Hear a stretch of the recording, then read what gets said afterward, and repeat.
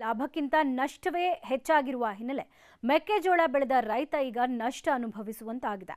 ಈ ಮಧ್ಯೆ ಸರ್ಕಾರ ಮೆಕ್ಕೆಜೋಳ ಬೆಳೆಗಾರರಿಗೆ ಸಹಾಯಧನ ನೀಡೋಕೆ ಘೋಷಣೆ ಮಾಡಿದೆ. ಆದರೆ ಅದನ್ನ ಪಡೆಯೋಕೂ ಕೂಡ ರೈತರು ಪರದಾಡುವಂತಾಗಿದೆ.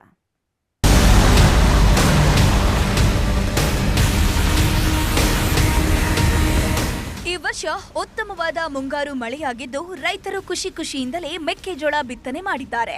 ಇನ್ನು ಅಧಿಕ ಮಳೆಯಿಂದ ಇಳುವರಿ ಕಡಿಮೆಯಾಗಿದ್ದು ಪ್ರದೇಶ ಹೆಚ್ಚಾಗಿರೋದ್ರಿಂದ ನಿಗದಿಗಿಂತ ಹೆಚ್ಚು ಮೆಕ್ಕೆಜೋಳ ಮಾರುಕಟ್ಟೆಗೆ ಬಂದಿದೆ. ಆದರೆ ಮಾರುಕಟ್ಟೆಯಲ್ಲಿ ದರ ಇಳಿಕೆಯಿಂದಾಗಿ ಲಾಭಕ್ಕಿಂತ ನಷ್ಟವಾಗಿದೆ ಅಂತ ರೈತರು ಕಂಗಾಲಾಗಿದ್ದಾರೆ.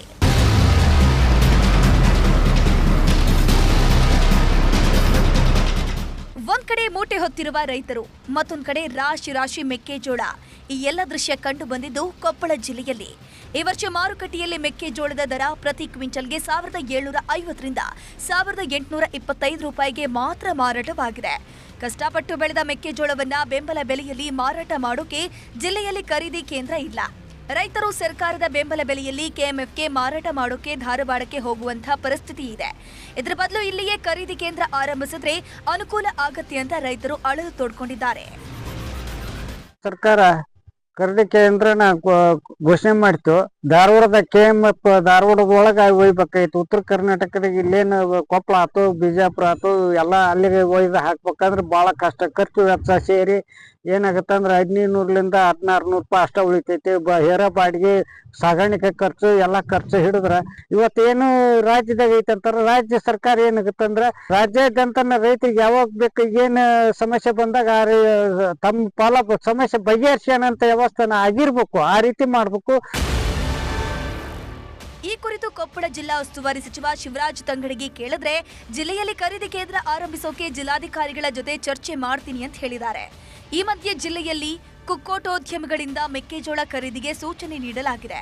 ಅಲ್ಲದೆ ಕೆಎಂಎಫ್ನಿಂದ ಖರೀದಿಸುವ ಮೆಕ್ಕೆಜೋಳವನ್ನ ಧಾರವಾಡಕ್ಕೆ ಹೋಗಿ ಮಾರಾಟ ಮಾಡಬೇಕು ಅಂತ ಜಿಲ್ಲಾಧಿಕಾರಿ ಹೇಳಿದ್ದಾರೆ. ಸರಿಗ ಇಲ್ಲಿ ಆರಂಭ ಆಗಿಲ್ಲ ಅಂತ ಕೇಳ್ರಿ.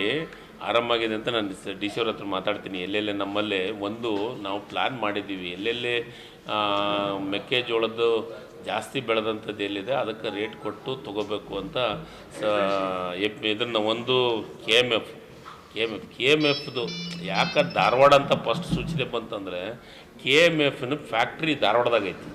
ಇಲ್ಲೆಲ್ಲ ಈಗ ಅಲ್ಲಿಗೆ ಒಯ್ಯೋದನ್ನು ನಾವು ಚರ್ಚೆ ಮಾಡಿದ್ವಿ. ಮೊನ್ನೆ ಕ್ಯಾಬಿನೆಟ್ನೊಳಗೆ ಚರ್ಚೆ ಮಾಡೀವಿ. ಇಲ್ಲಿನೂ ಪ್ರಾರಂಭ ಮಾಡೋಕ್ಕೆ ವ್ಯವಸ್ಥೆ ಮಾಡ್ತೀವಿ.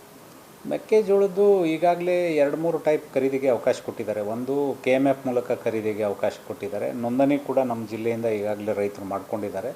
ಅವರು ಸ್ವಲ್ಪ ಸ್ಯಾಂಪಲನ್ನು ಅಲ್ಲಿ ತೆಗೆದುಕೊಂಡು ಹೋಗಬೇಕು. ಅದು ಕ್ವಾಲಿಫೈ ಆಯ್ತಂದ್ರೆ ಅವರು KMF ಧಾರವಾಡದಲ್ಲಿ ಫೀಡ್ ಪ್ಯಾಂಟಿಗೆ ಅವರು ತೊಗೊಳ್ತಾರೆ. ಈಗಾಗಲೇ ನೋಂದಣಿ ನಮ್ಮ ಜಿಲ್ಲೆಯಿಂದ ಕೆಲವೊಬ್ಬರು ರೈತರು ಮಾಡ್ಕೊಂಡಿದ್ದಾರೆ. ಇದಲ್ಲದೆ ಪಿರಿಟ್ ಏನು ಮಾಡ್ತಾರಲ್ಲ ಅಲ್ಲಿ ಅವಕ್ಕೂ ಕೂಡ ಡಿಸ್ಟಿಲರೀಸ್ ಅವರು ಕೂಡ ತೊಗೊಳೋದಕ್ಕೆ ಹೇಳಿದ್ದಾರೆ. ಮತ್ತು ಮೂರನೇದಾಗಿ ಪೋಲ್ಟ್ರಿ ಫೀಡ್ ಮಾಡ್ತಕ್ಕಂಥವ್ರು ಏನು ಪೋಲ್ಟ್ರಿ ಫಾರ್ಮ್ಸ್ ಅವರು ಫೀಡ್ ಎಲ್ಲ ತೊಗೊಳ್ತಾರೆ, ಅವರು ಕೂಡ ಕೆಲವೊಂದು ತೊಗೊಳೋದಕ್ಕೆ ಅವಕಾಶ ಮಾಡಿಕೊಟ್ಟಿದ್ದಾರೆ. ಈ ಎಲ್ಲದರಲ್ಲೂ ನಾವು ಈಗಾಗಲೇ ಜಾಗೃತಿ ಮೂಡಿಸಿದ್ದೀವಿ. ಕೆಲವೊಬ್ಬರು ನೋಂದಾಯಿಸಿಕೊಂಡಿದ್ದಾರೆ.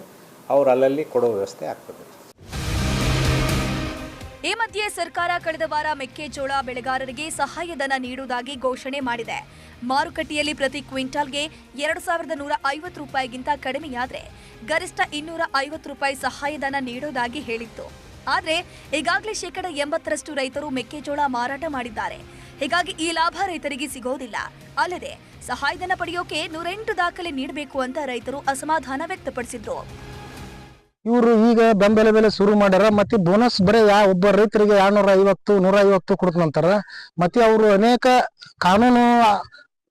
ಕಾನೂನನ್ನು ಕೇಳ್ತಾರ. ಮತ್ತೆ ದಾಖಲಾತಿ ಕೇಳ್ತಾರ. ರೈತರಿಗೆ GPS ಆಗಿರ್ಬೇಕು, ಪಾನ್ಯಾಗ ಮೆಕ್ಕೆಜೋಳ ಅಂತ ಇರ್ಬೇಕು, ಟ್ಯಾಕ್ಟ್ರಿ ಫೋಟೋ ಬೇಕು. ನೀವು ಮತ್ತೆ GPS ಮುಖಾಂತರ ನಾವೆಲ್ಲ ನಿಮ್ಮ ಮೆಕ್ಕೆಜೋಳ ಖರೀದಿ ಮಾಡ್ತೀವಿ.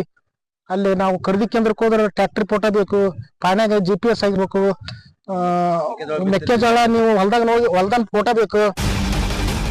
ಒಟ್ನಲ್ಲಿ ಜಿಲ್ಲೆಯಲ್ಲಿ ಖರೀದಿ ಕೇಂದ್ರವಿಲ್ಲದೆ ರೈತರು ಪರದಾಡ್ತಿದ್ರೆ ಈಗಾಗಲೇ ಬಹುತೇಕ ರೈತರು ಮೆಕ್ಕೆಜೋಳ ಮಾರಾಟ ಮಾಡಿದ ನಂತರ ಸರ್ಕಾರ ಸಹಾಯಧನ ಘೋಷಿಸಿರೋದು ಗಾಯದ ಮೇಲೆ ಬರೆ ಎಳೆದಂತಾಗಿದೆ ಅಂತ ಹೇಳಿದ್ದಾರೆ.